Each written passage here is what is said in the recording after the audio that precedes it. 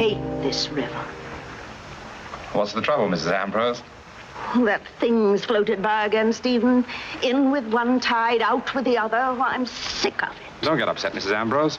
It's due to sink any day now. Well, why don't the authorities do something about it?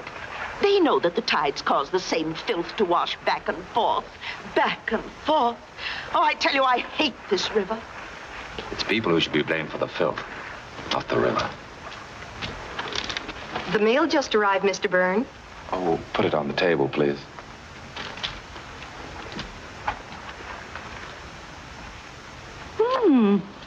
Looks like a manuscript. My manuscripts are like the tide out there. They always come back.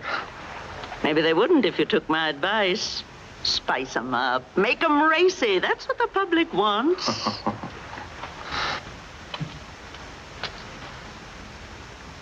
What is it, Emily? Well, it's just that it's getting awfully late, Mr. Byrne, and the plumber hasn't arrived to fix the downstairs tub. But if he hasn't come by now, he probably isn't coming at all today. Use the upstairs one if you like. Thank you, sir.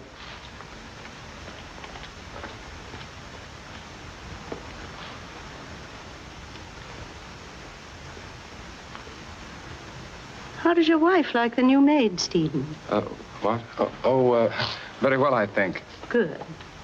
Well, where is Marjorie, by the way? I haven't seen her all day. She's spending the day with the Lawlers in the country. Oh, that's nice. Did she say when she'd be back? Only in time to dress for Miss Whittaker's party. Good heavens.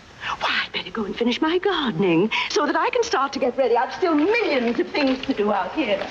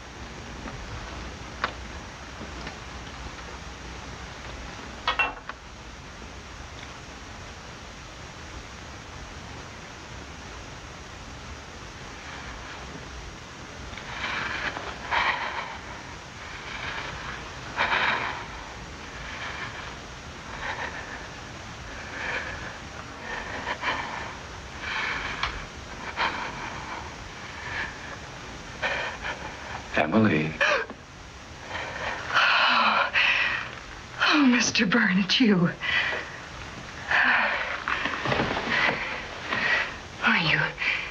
You frightened me. Did I? I thought you were still in the garden. Did you? I left everything nice and tidy for Mrs. Byrne. Did you?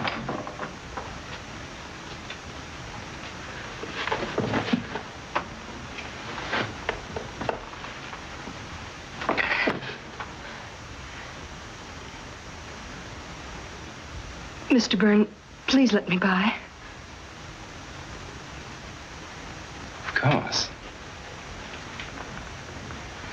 Nice perfume you use, Emily.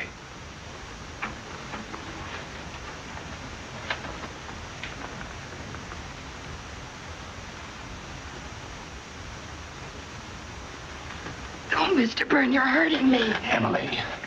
You've been drinking. Let me go. Would you like me to tell my wife that you've been dipping into her perfume? I don't care. Let me go. Let me go. Emily. Let me go. Let me go. Let me go. Shut up. Let me go. Stop it. Do you want the whole neighborhood to hear you? Pull yourself together and I'll let you go.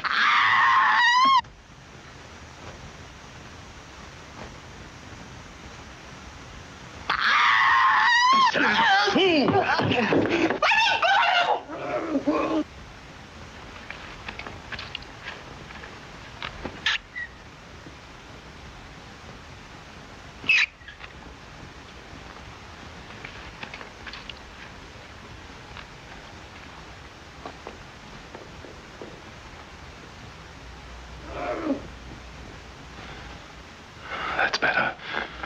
All we needed was to have that old gossip hear us.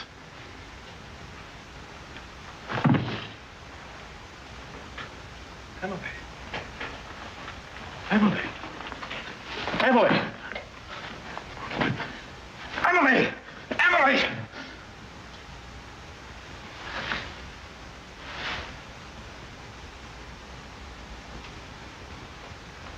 Merciful God.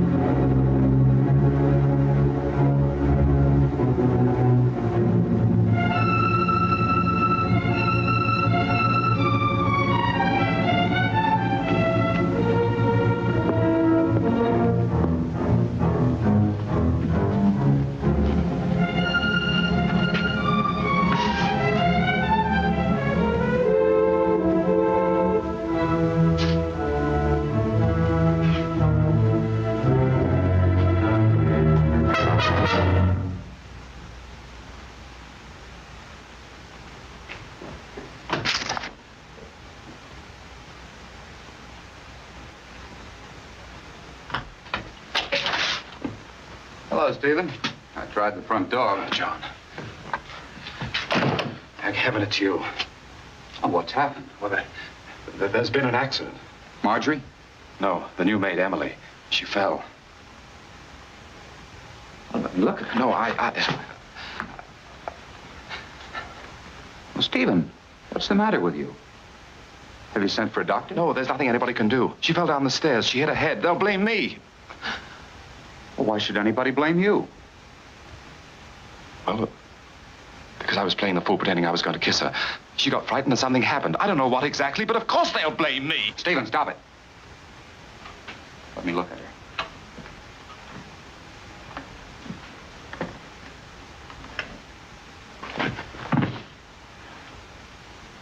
This girl didn't fall. She did. I saw her. She was strangled. It was an accident, I tell you. I scarcely touched her. I hardly put my hands to her to prevent her screaming. You don't know how quickly it happened, John. You don't know. Where are you going? For the police. You can't. You're my brother. I've gotten you out of a lot of nasty scrapes, Stephen. But this is murder.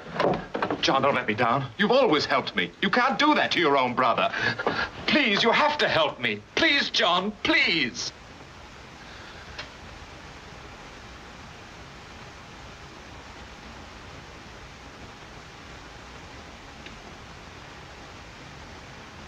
All right, Stephen.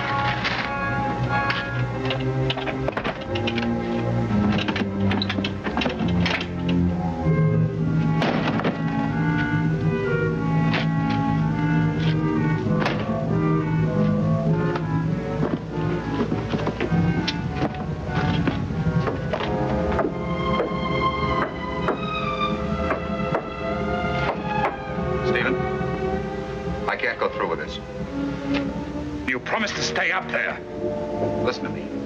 The only thing to do is to go to the police. Tell them exactly how it happened. That it was an accident. But they'll never believe me. Even you don't believe me. Do you? I don't know what to believe. I only know that I'm not going to help you. For once, you're going to get out of this thing by yourself. John, if you won't do this for me, do it for Marjorie, for her sake. Did you know that Marjorie went into town today to see the doctor? Is she ill? She's going to have a baby. Now can you understand why I must get out of this? Why you must help me? Yes. I suppose I must. Good. Now go back and warn me if anyone comes.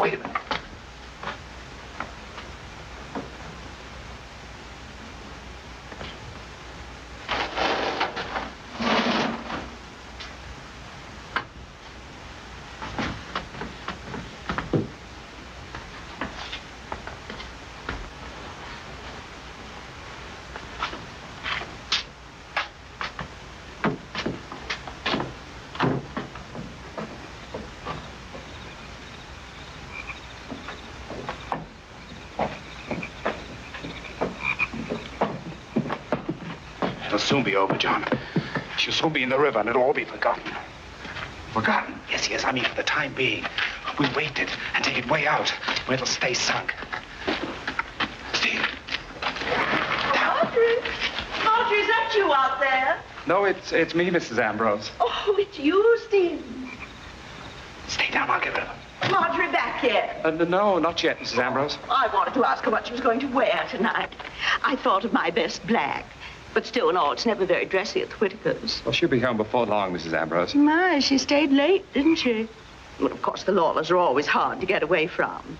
Maybe she missed her train. I'm not worried. She'll be here soon. Well, ask her to drop in for a moment if she has time, will you, Stephen? Yes, I'll do that. I must go in now. I have to get ready myself. Well, I'll see you at the party then. Until later.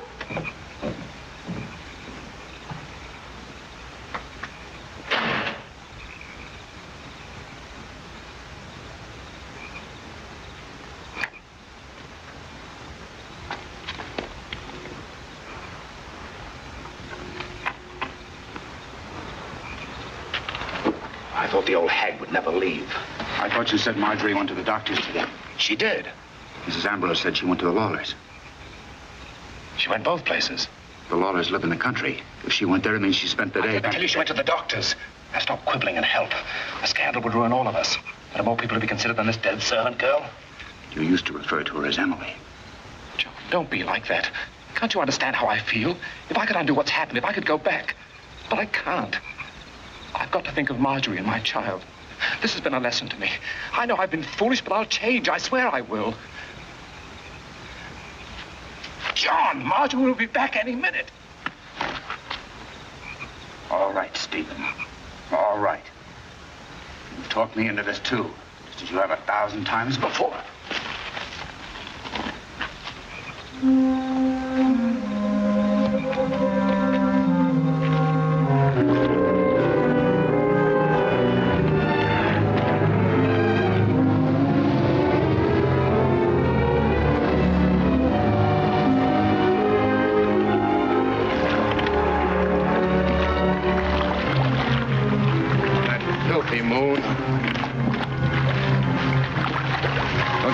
Tie the anchor to the sack? Yes. Well, this should do it. First the anchor.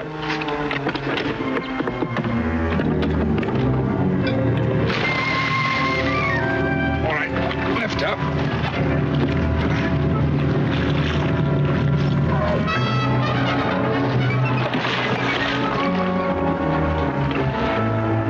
Did you see that? What? Something bright. Something flashed out there in the water. Let's get away from here. I'll drop you off at Weed's Point so Marjorie doesn't see you.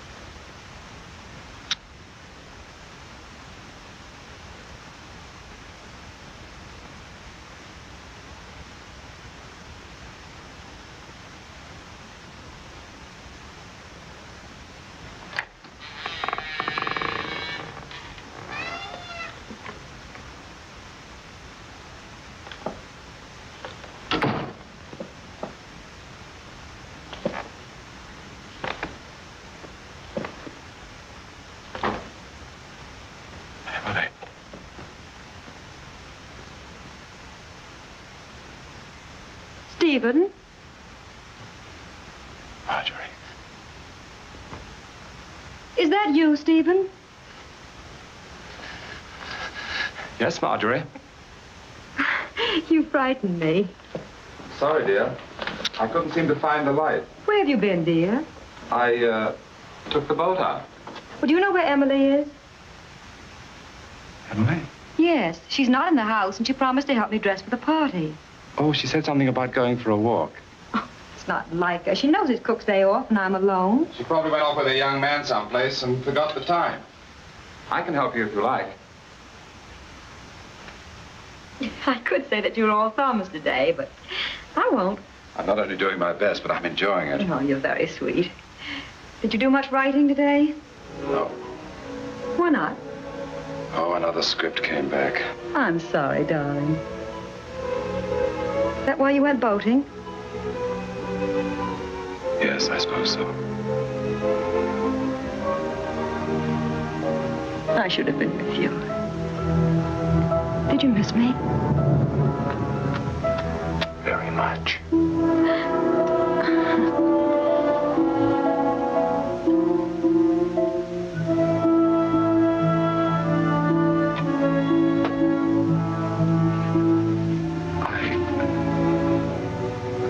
I wish you hadn't gone out today.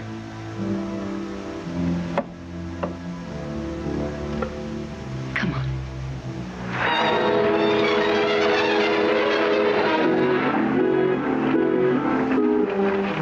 Darling, what is it? What's happened? Oh, what is it? What is it? It's nothing. I'll tell headache, that's all. Oh, then we'd better stay home tonight. No, I'll be all right. Don't worry. Oh, darling.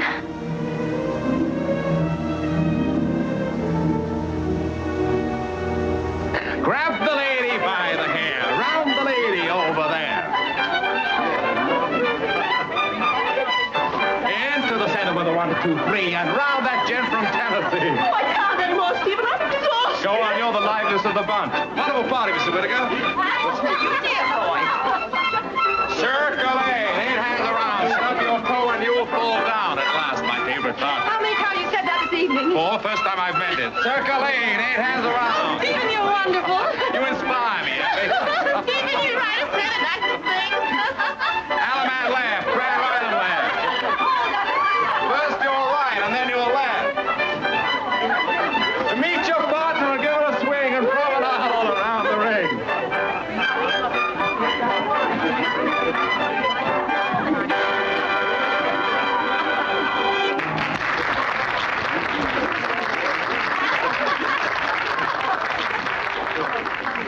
Oh, that brother of yours is a real devil. A real devil. Oh, Stephen, do you know what'll happen to me if I drink that? Why do you think I'm giving it to you? Stephen, you're the limit. Thanks. Well, John, aren't you going to try the punch? No, I don't feel like drinking tonight. What's the matter with him? What? He seems depressed. Have you ever seen him when he wasn't? Oh, that's not nice, Stephen. It must be very hard to love music very much and not to be able to dance and to be a part of things. He could have been part of things tonight. Why didn't he call the dances as I suggested? He's just naturally a wet blanket, that's all. That's very cruel, Stephen. You wouldn't have said such a thing if you hadn't had... Well, if you hadn't had, say, about 4 too many. Don't start anything, Marjorie. I'm sorry. I'll go see what's wrong with him. John! Why are you leaving? Just what is the purpose of all this dancing, this drinking? Don't you understand? Can't you see what I'm trying to do? No. Well, if anything should ever come out, everyone will remember that we were here at the party, acting in a normal manner. Well, I think it's repulsive. Do you think I'm enjoying myself? Frankly, I do. If it weren't for the fact that I'm protecting both of us. Us? Yes, us. You helped me get rid of it, didn't you? Whatever I've done, you're in it with me. So I advise you to keep your mouth shut. Sorry I had to remind you of that. Well, I'm going to join the party.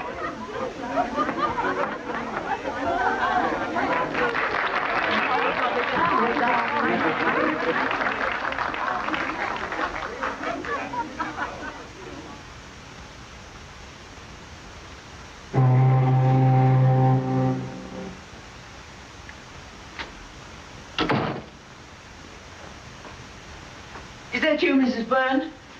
Yes, Mrs. Beach. Oh, you shouldn't have bothered to stay up for us. Oh, Mrs. Byrne, What is it? it's Emily. She's not home yet.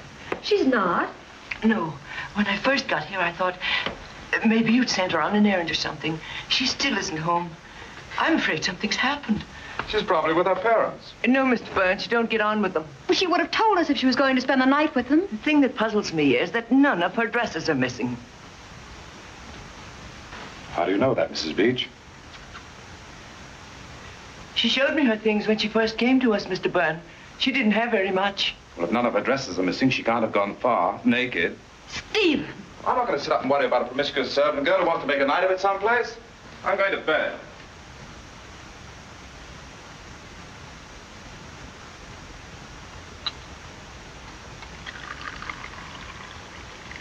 Wouldn't waste my time reading such trash if I were you, Mr. Byrne. Since when is the disappearance of a human being considered trash, in your estimation, Miss Bantam? Since I found out what a bad name that Emily Gaunt has given young women like myself in service. Bad name. Yes.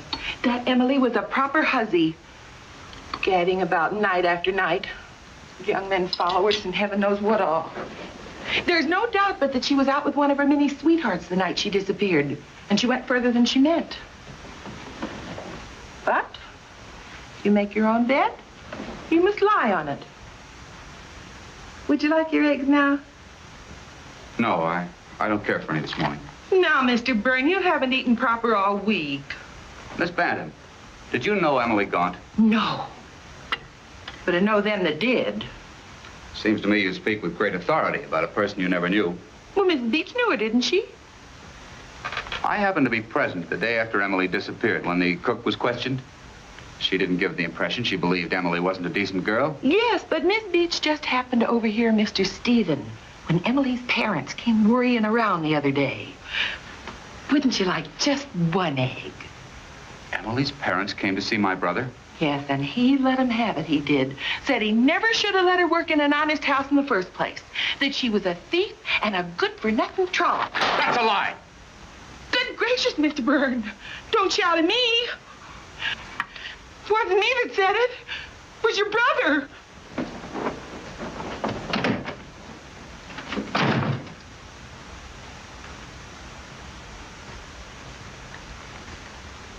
It's the truth, John. At first, I didn't believe it either. But Stephen kept after me to go through my things.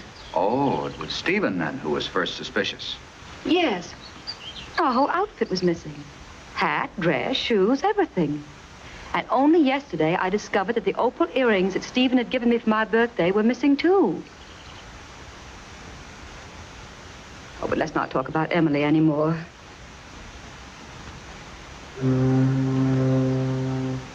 It's Stephen that I'm concerned about. I don't know exactly how to say it. There's such a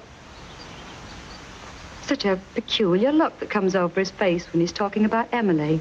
It almost seems as though he were actually enjoying it. As though he delighted in her disappearance. And he goes on and on about her. Well, Marjorie, I wouldn't worry about him if I were you. After all, he's a writer. The mystery of her disappearance probably intrigues him.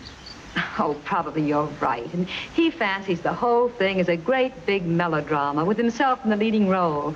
He'd like that. Like the article in this morning's paper? I didn't see it. Stephen took it with him. He left early this morning. Haven't they promised to keep our name out of it? Well, you can't blame them. Makes a better story. I don't understand why they kept their promise for a whole week and then suddenly today, even a picture of Stephen. I wonder how they got hold of it. Don't know.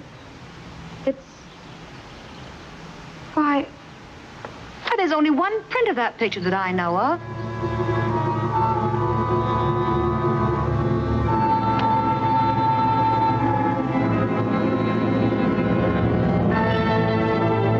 Now, isn't he like a child? He wanted his picture in the paper.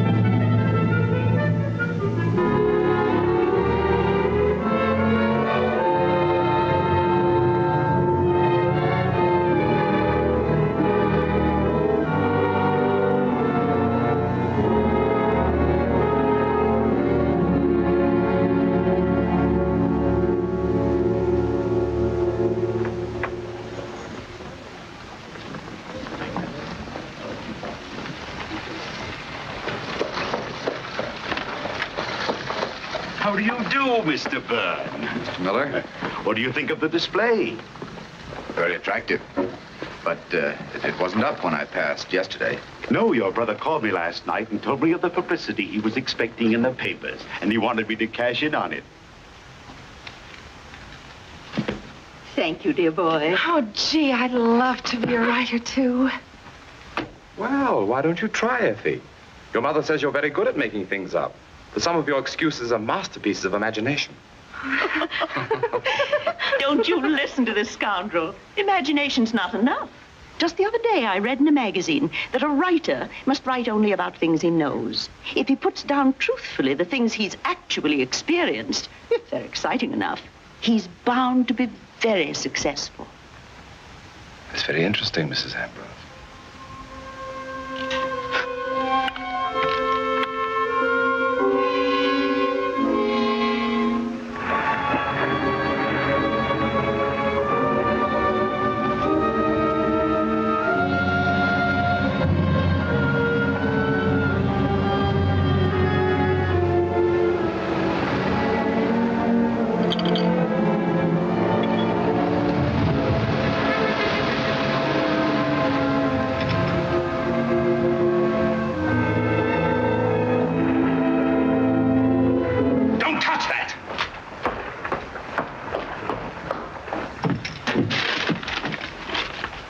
Did you read it?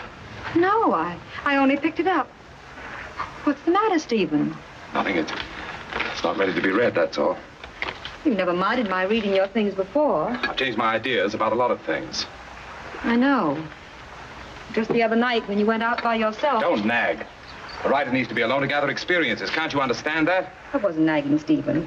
What I started out to say was simply that when I was alone the other night and John dropped in... What did he want? Well, nothing especial. Seemed so forlorn lately. We reminisced about those evenings when you used to read your stuff aloud to us. I wish you and John wouldn't discuss me behind my back.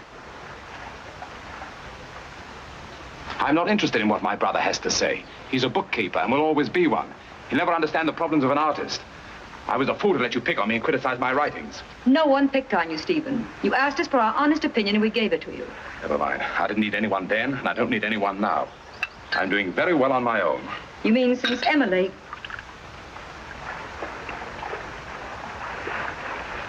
Go on. Go on. You can say it. I didn't mean it that way, Stephen. The success of my book since this Emily thing proves that they were good in the first place. All I needed was a little publicity. In the future, they'll not only be good, but they'll be great. Because they'll be about things I know. Like what you're writing now? Yes. Well, what's it about? Will you stop prying?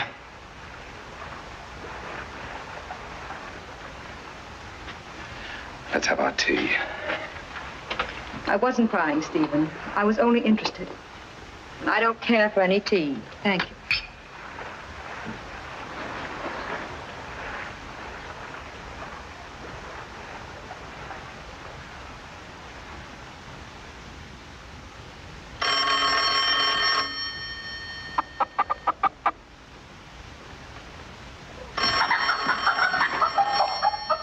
John Byrne's accounting office. Walter Herbert, office boy speaking. One moment, please. It's your housekeeper. She'd like a word with you, Mr. Byrne. Thank you, Walt.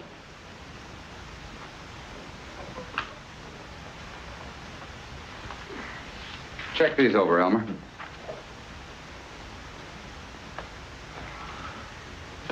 What is it, Miss Bantam? Mr. Byrne, with the cold weather coming on, I told the neighborhood boys to gather some driftwood, save you catching cold like last year. But when I went to get the wood sack, I found that your brother hadn't returned it. I wonder, would you mind stopping there on your way home this evening? When did my brother borrow it, Miss Bantam? Several weeks ago when he was doing the gardening. He sent Emily for it. All right, When did you say he borrowed it? Several weeks ago. And even though that Emily isn't with him anymore, you'd think they'd return the sack. After all, your name's on it.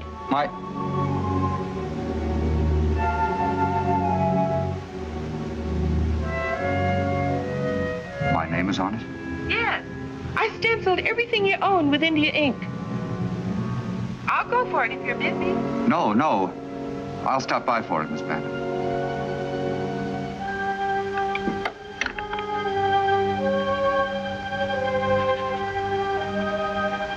I hate this river. We neighbors really should get up a petition, Stephen. What's the trouble today, Mrs. Ambrose? That horrible thing floated by again. That dead animal. Couldn't be. Must have sunk long ago. No, it isn't. Well, it's a sack. Yes, that's what it is. A sack of some kind. Probably filled with rubbish. You see it?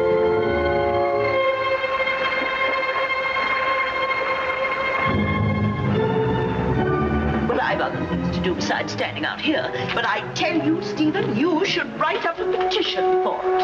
Yes? Yes, Mrs. Ambrose? Really, the way some people use this river is a disgrace.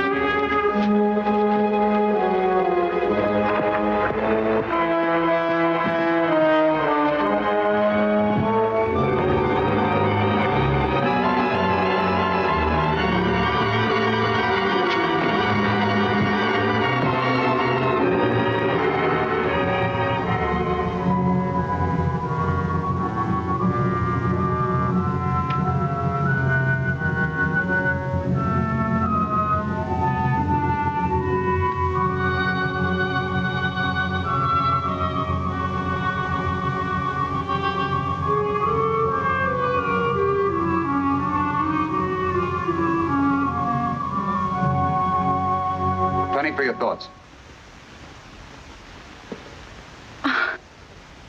Hello, John. Hello, Marjorie. Is Stephen in? No, he's on the river somewhere. He seems to have found an unusual interest there lately. But won't you come in?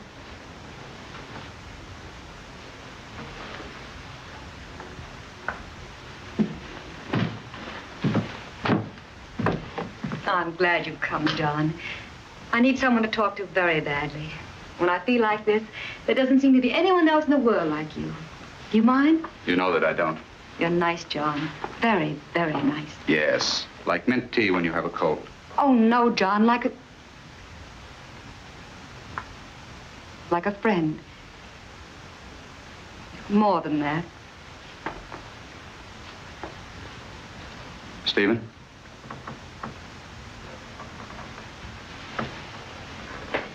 I think you know, John, that I've tried to make a success of my marriage. It hasn't always been, well, exactly perfect. Maybe it was my fault. Girls have foolish ideas. And when they marry, they think they've snared Prince Charming himself. And he is charming, John. Very charming. But a woman sees deeper. I see things now in Stephen that I never let myself see before. Don't get bitter, Marjorie. Oh, I know the countless things you've done for him. Oh, we couldn't live like this if you hadn't given up most of your share of the inheritance so that he could continue writing. You wanted a career for him, didn't you? Yes, but I didn't want a freak success like this Emily's disappearance has brought on.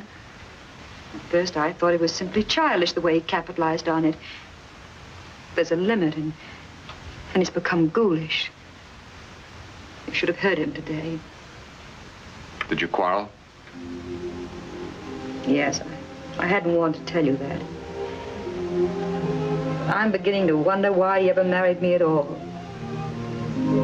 Perhaps it was because he needed you. He told me today that he's never needed anyone. That was just talk. Everybody needs someone. Believe me.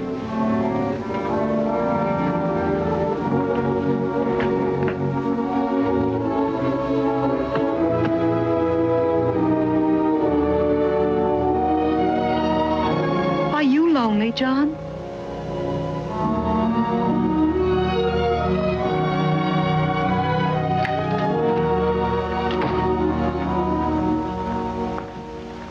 Pardon me, Mrs. Byrne, but I thought it was getting dark here. Thank you, Mrs. Beach.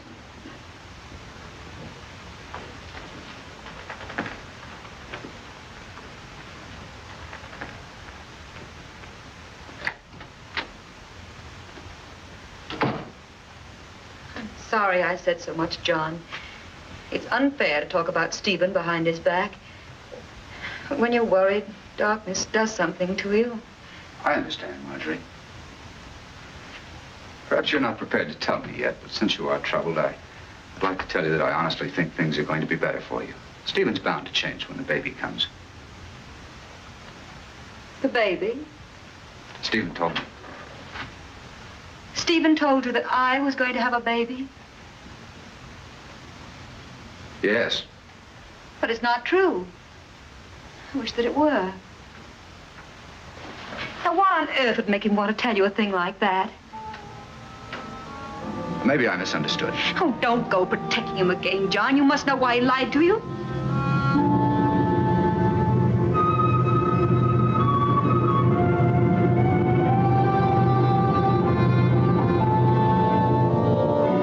I can't discuss it now, Marjorie. Tell him to come to my place when he gets home. I'll talk to him.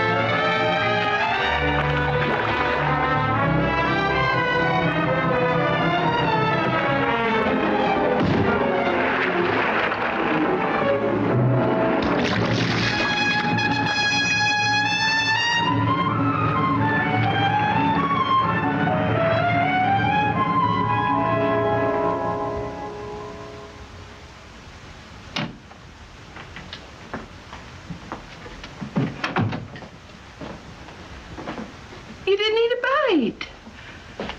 You didn't touch the roast. Of course, it's all dried out now. That's what comes from warming it over and over when you don't serve dinner on time. I'm sorry, Miss Bantam.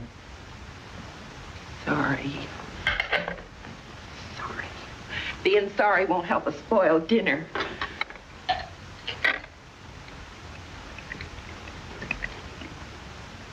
You'll be sorry when you get stomach ulcers.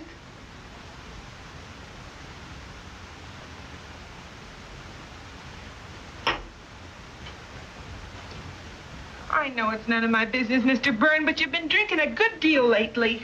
I appreciate your interest in me, Miss Bantam, but I must remind you that I'm quite old enough to determine my own drinking capacity. When a man's alone as you are, he should be grateful to have somebody look after him. I'd be grateful to you if you'd stop nagging at me. Why, I never heard of such a thing. Just because I take an interest in you. Well, I don't want you to take an interest in me. I'm quite capable of running my own life. All right.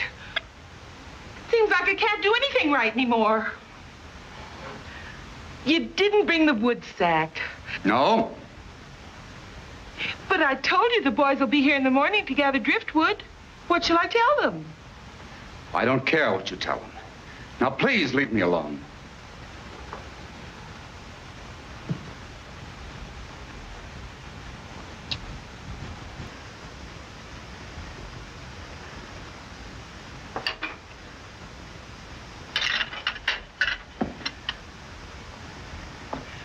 I know I'm only a servant girl, Mr. Byrne, but I come from a very genteel family, and I don't have to take this sort of treatment from anyone. If you want to be left alone, perhaps I can leave you alone, permanently. Just as you wish, Miss Bantam. You mean, you want me to go? That's entirely up to you. Well, I can certainly take a hint. Now look what you made me do. Well, I'm leaving you, Mr. Byrne. I'm leaving tonight, and you can get somebody else to take your insults. And I hope you get a thieving hussy like that Emily Gaunt. That's what you deserve, not a decent girl like myself.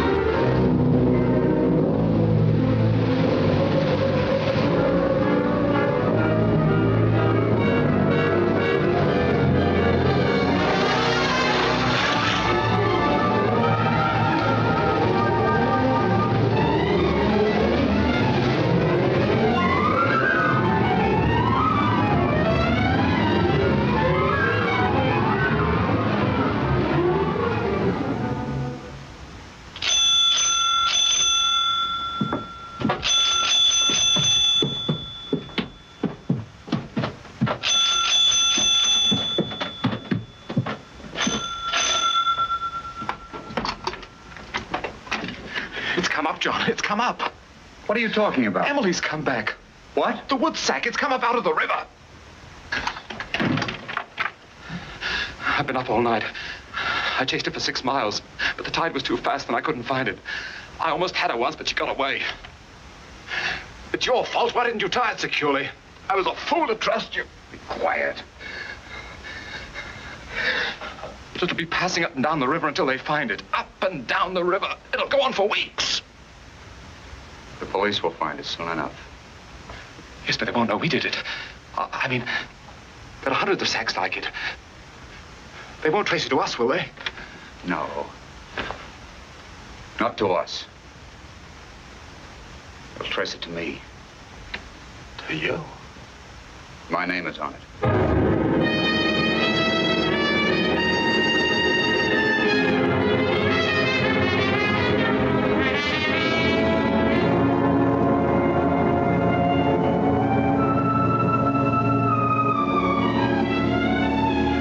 There's a gentleman to see you, Mr. Byrne. You know I don't wish to be disturbed. He's from the police, sir. Please. Send him in. Yes, sir.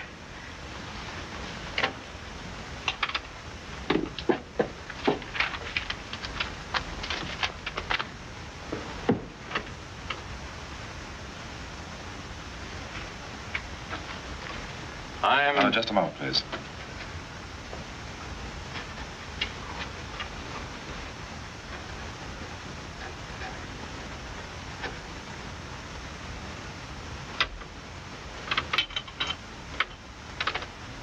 Sorry, I wanted to get my thoughts down before they went away. I'm Lieutenant Sarton, sir. How do you do? What can I do for you? Well, it's about, this sack. Ever seen it before? I don't know. Sacks look pretty much alike. Uh-huh. Looks like the wood sack that was stolen from here. Stolen? Yes, it belonged to my brother. Oh, yes, his name is stenciled in there. Is it? I didn't know that. You say that it was stolen from here? Yes, we borrowed it from him, and when I went to return it, it was gone. About how long ago was that? About 3 or 4 weeks ago. But if you know it belongs to him, why have you returned it to me? Well, we tried to contact him all day, but had no success. You see, this sack contained the body of Emily Gaunt. Clad only in this inexpensive dressing gown. And according to the medical experts who testified at this inquest, strangled and afterwards thrown into the river.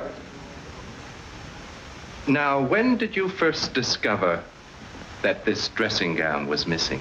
It was when we were getting her things together to send back to her parents. And when and how did you discover that your own things were missing, Mrs. Byrne?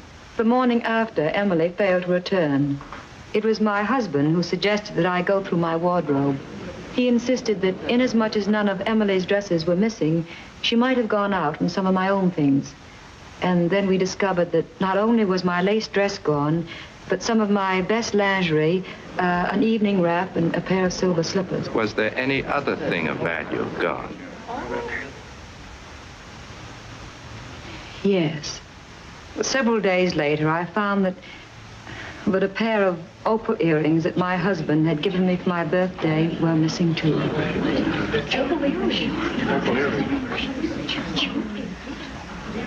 Then you're under the impression that it was Emily Gaunt who took these things. It was hard for me to believe, for in the short time that Emily worked for us, I found her most dependable. But I was forced to this conclusion. What is your occupation, Miss Bantam? I was a housekeeper in the home of Mr. John Byrne, sir. But I'm unemployed at present. How long were you employed there? It would have been 5 years this coming Christmas. Why are you no longer employed by Mr. Byrne? Because he became too impossible to get along with from the time that Emily Gaunt disappeared.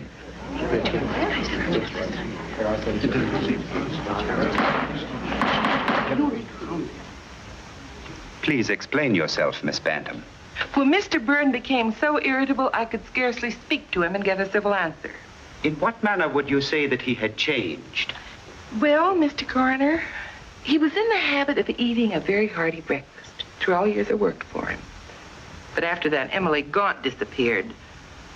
In fact, the very morning the story appeared in the newspapers, he scarcely touched a thing. And several times, when I even indicated that the hussy might have got what she deserved, he practically snapped my head off.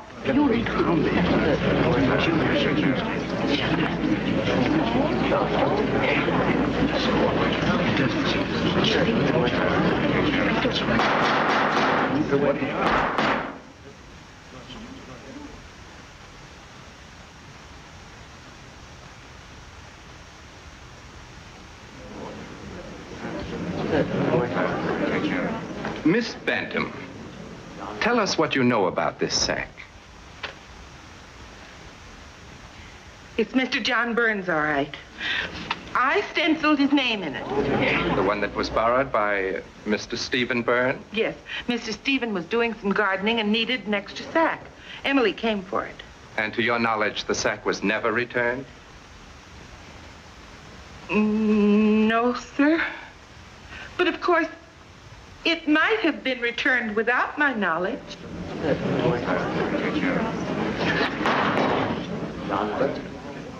What do you mean by that, Miss Bantam? I mean simply that it's peculiar to me that Mr. John Byrne would have allowed the sack to remain at his brother's for any length of time at all. Please clarify that statement. Well, it was his habit to go out and collect firewood off the river. I should say it's what might be called a hobby. The only sort of hobby possible for a man with his affliction. Oh, I'm so sorry. I shouldn't have said that. Please continue, Miss Bantam.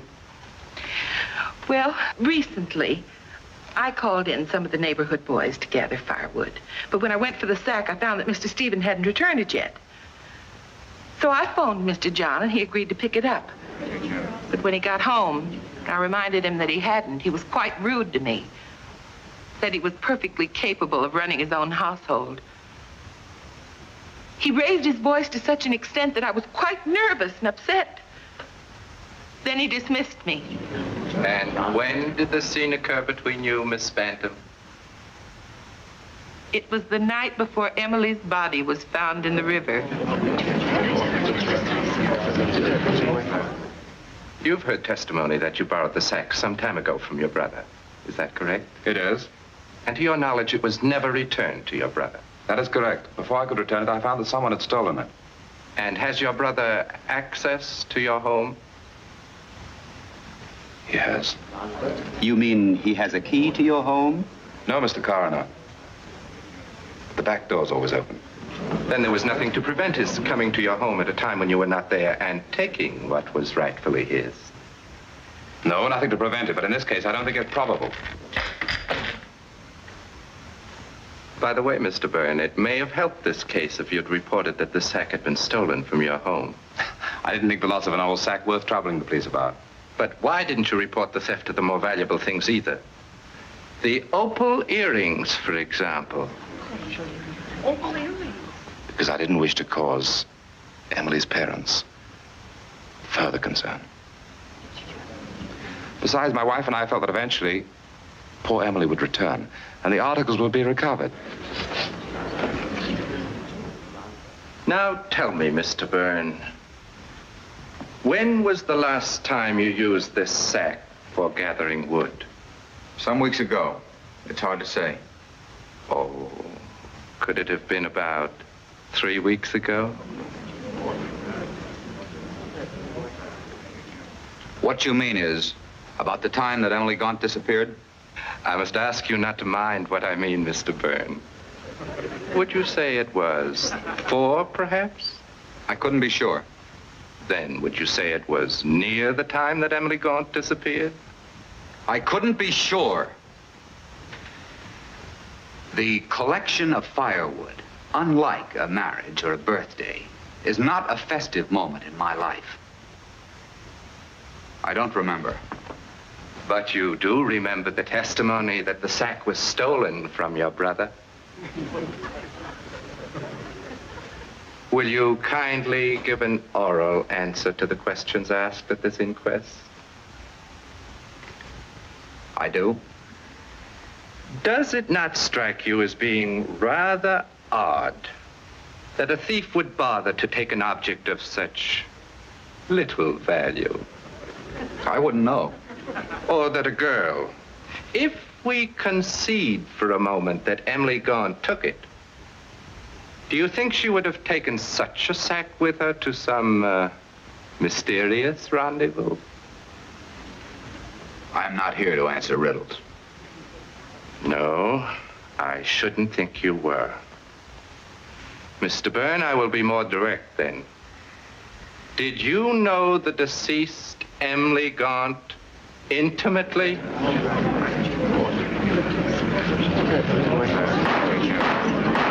Mr. Byrne, I asked... She was employed by my brother. I knew Emily Gaunt by sight. Is it usual for you to zealously defend persons whom you're known by sight to the extent that you snap off the head of a woman who has served you faithfully for 5 years? I would defend anyone who was being maliciously slandered. Very admirable indeed. Especially when they were being slandered by people whose bitterness... That is all, Mr. Byrne. For one who is not here to answer riddles, I must say you've done very well.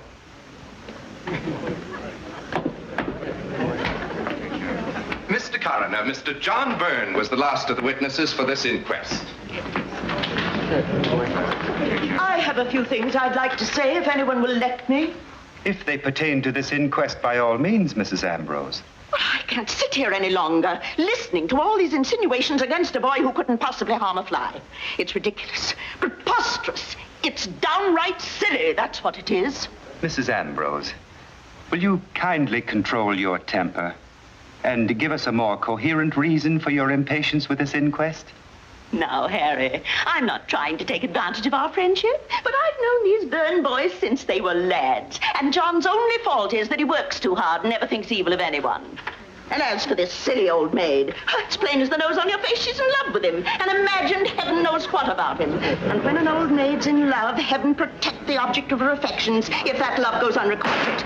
All the devils and all the furies. Oh!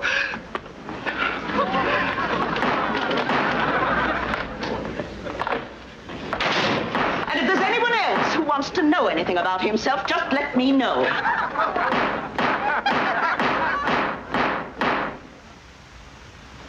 Was there anything else you wished to know, Harry?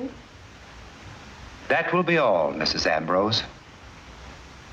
And so, in all probability, Emily Gaunt, dressed in her mistress's finery, went off to some secret tryst. Therefore, the conclusion of this inquest is that the girl was murdered by person or persons unknown. Inquest dismissed. Let him come out and see things. It started with Emily, but it might end with me.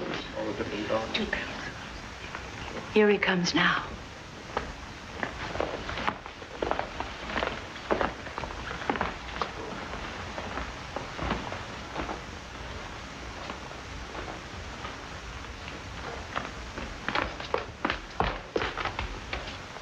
Oh, Mr. Byrne.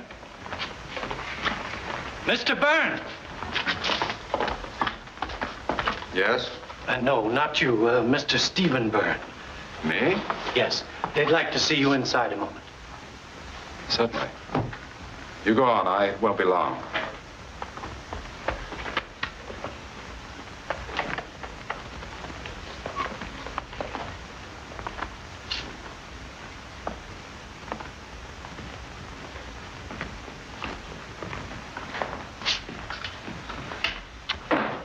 Sorry to trouble you again, Mr. Byrne, but you probably realize the case is far from being closed. So? Are you certain you have nothing more you'd like to say to us? Nothing. I can understand your feeling, Mr. Byrne. After all, the man is your brother. But if there's any further light you can throw on this... There's nothing more I can say, except that I'm fully convinced that my brother is innocent. Was that all? That was all.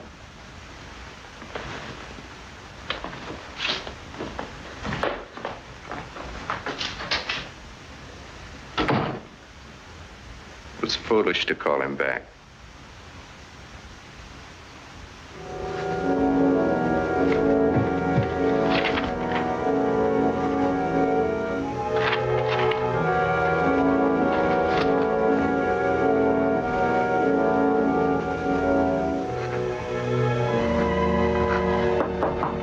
Yes. Stephen. What is it? You know I'm working. Stephen, why are you so irritable? What is it? I'm rather worried. Can't you wait and tell me about it later? All right, I'll be in my room. It's about Lieutenant Sarton.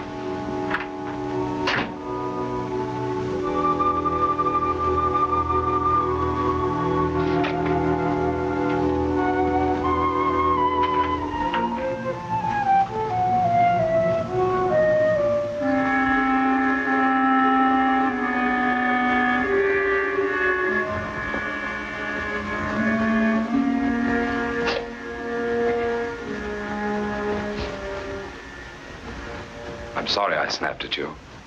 I was trying to finish a chapter. What did you want to tell me?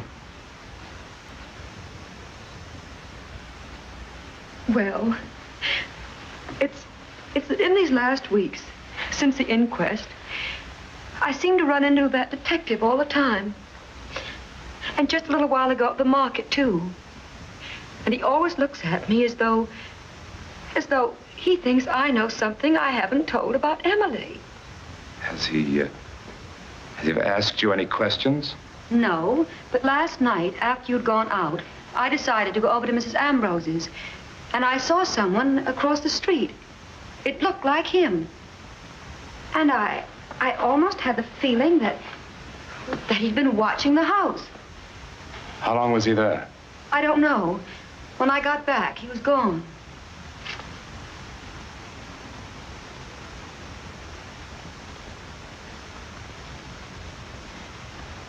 Well, if he has any snooping to do, I should think he'd do it in John's direction. What do you mean, Stephen? You were at the inquest. You know what I mean. No, I don't. Well, if you ask me, he acted so stupidly that he forced everyone to believe that he had something to do with it. Stephen. On top of everything else, he hasn't acted normal since the inquest. He shuns everybody. He won't even talk to me. Well, let's face it. John's a cripple. He knows he hasn't a chance with a girl of our class. It's not hard to believe that he carried on with a servant girl. Stop it. Aside from everything he's done for you, he's your brother.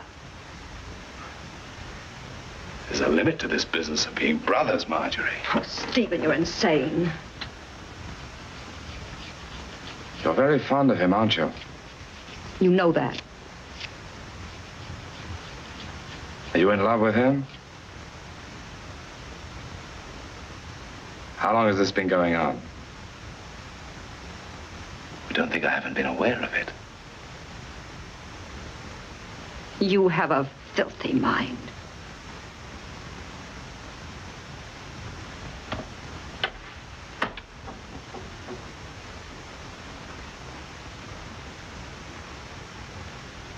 This isn't going to be very flattering, my dear. But I haven't the slightest pang of jealousy. No, I shouldn't think you would. A husband who comes home drunk night after night and reeking of cheap perfume isn't exactly in a position to be jealous. Sometimes cheap perfume can be very exciting. You are a swine, Stephen.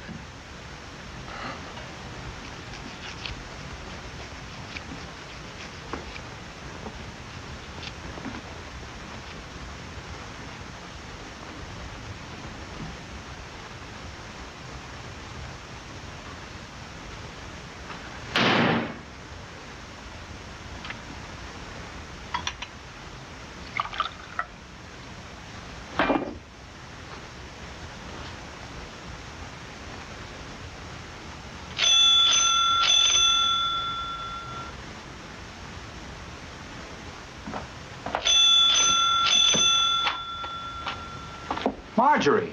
Hello, John. Hello, Marjorie.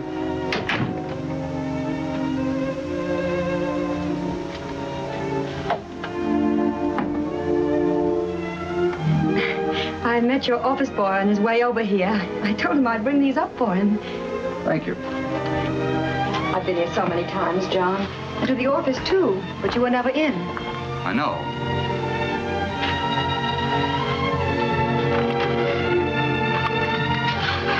Why have you refused to see me or to answer my calls?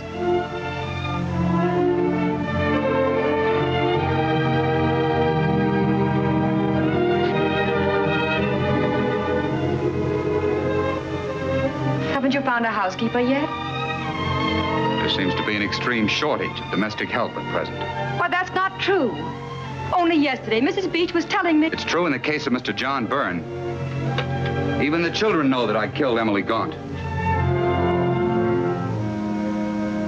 I know, John. I've learned a lot about people myself lately. They can be very vicious. You think that because you've lived with them for years, they're fond of you. But it's not true. I'm going away, Marjorie. Oh, no, John. Oh, don't run away from them. I'm not running away from them. Is it that you think it'll be better for all of us if you go away?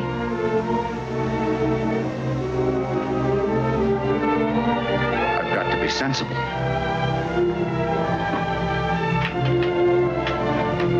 Ever since the inquest, my mail consists chiefly of anonymous letters with not too flattering suggestions. Most of my clients are closing out their accounts. John, maybe it wasn't wise, refusing to see people and not going anyplace. But you still have friends in this town. Let me give a party. We'll ask everyone you like, our real friends. We'll show this town. It wouldn't do any good. This town likes its nasty little backstairs gossip. If I stay and you keep on seeing me, defending me, they'll think that I wouldn't put anything past them. I don't care what they say or think about me. Marjorie, my darling. I'd rather die than cause you any suffering. Oh, John, don't talk like that. There must be something I can do.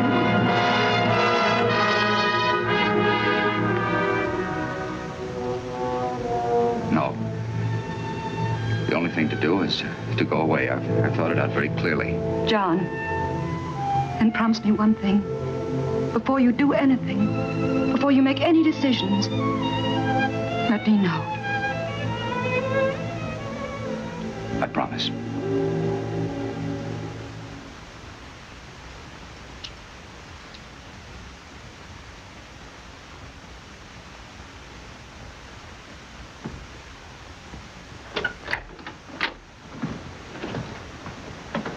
Won't you come in, John? I'd rather not, Marjorie. Good night, then, and thanks for seeing me home. Good night.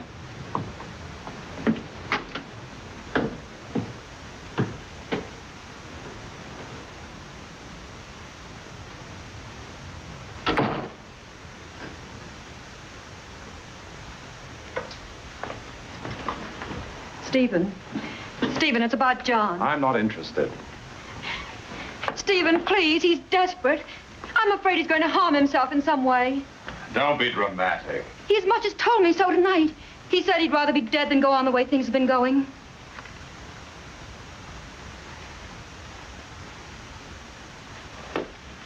You mean suicide? Yes, Stephen. Please see him. Try to stay with him as much as you can. If you hurry, you can catch up with him now. All right, Marjorie. If you insist. Thank you, Stephen.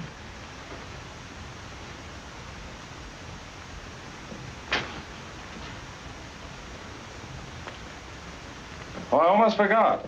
Mrs. Ambrose was over. She said as long as it's Cook's day off, you should let her know if you want to have supper with her. I'm in no mood for her tonight. I'll have something here.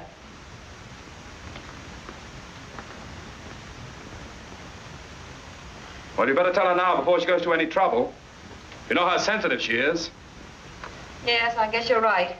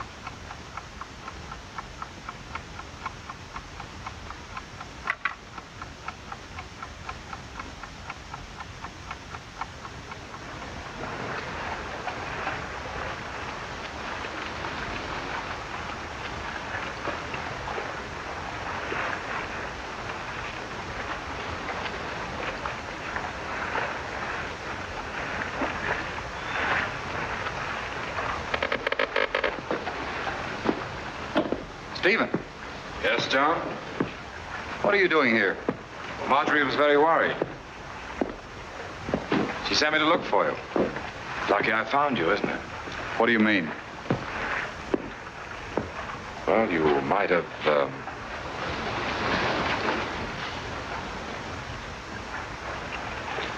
No. Suicide would only convince everyone that they'd been right. I'm glad you realized that. What were you thinking of as you stood there? Of another night on this river.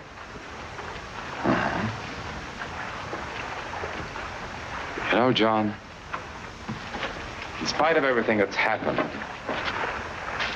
and everything that's going to happen, I want you to know that I've gained something. Gained something? Yes, I was always afraid as a child. I didn't have the courage to do things. I was afraid of people, what they might say or think. Maybe that's why my writing wasn't good. You were right in that. But I'm not afraid anymore, and I've written something good. Because it's real. It took a murder to do that. Doesn't the end justify the means? You must be very, very ill, Stephen. Ill? Yes, sick. Otherwise, you couldn't think as you do. What's happened to you? You know, John, I wish I could really trust you again. But I can't. Am I right?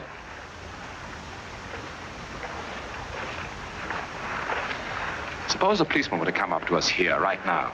Suppose he were to ask, which of us killed Emily? What would you do? I know what you would do. You would point at me. Would I? You stepped right out of Emily's murder as though you were shedding your skin. You shifted the blame to me. Did I? Yes. John, which one of us would the world miss the most? I mean, if there were a choice of one of us. Blast the world. I'm going to start thinking about myself. You're very much in love with Marjorie. I know that. You've always been. And you had the opportunity that night of getting rid of me by going to the police. Why didn't you take it? There are things you would never understand, Stephen. You're right, John. I can't understand my own brother expecting to go on sharing my wife with me. I'm going to the police, Stephen. I'm going to tell them the whole story, including my part in it. I should have a long time ago.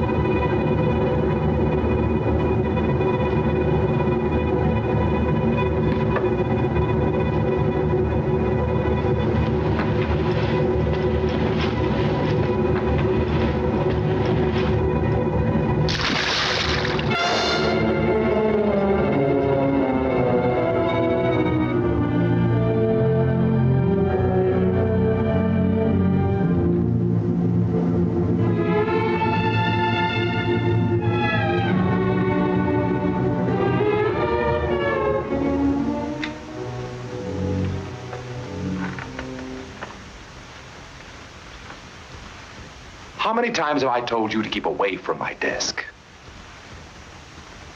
Stephen. I hadn't expected to have it read for some time. But since you have read it, tell me what you think about it. How can you ask me that? Well, don't you think it's good? Can't you appreciate its quality quite apart from its content? Not when it says that my husband is a murderer. I thought I disguised it completely. But you read between the lines, didn't you? John must love you very much, letting everyone think he did it. Oh, no. He loved you very much. He was old-fashioned. He believed in chivalry. That's why he kept silent about it. But you, I don't think I can expect you to keep silent about it. Can I? You intend to go on forever letting people think he did it?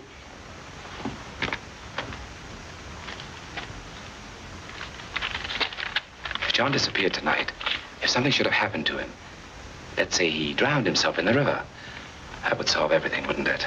Stephen. Everyone would know that he was driven to commit suicide by his guilt, wouldn't they? You're forgetting about me. Oh, no. I'm not forgetting about you. John committed suicide tonight. What? I saw to it. Before I'm through with you, they'll know that what John did once, he did again.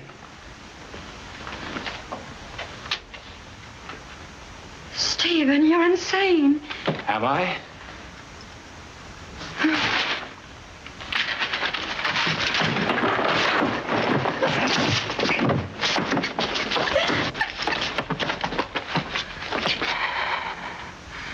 And don't you realize, Marjorie, you're reading the manuscript has solved everything. You know, I met Emily on the stairs. She was coming down from her bath. She'd used your perfume.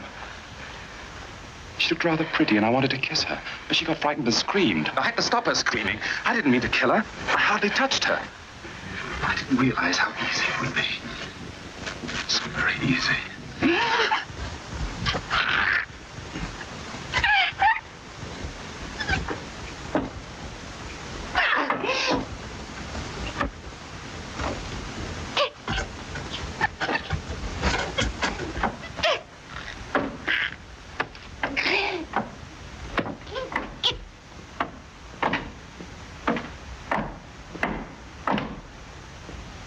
John.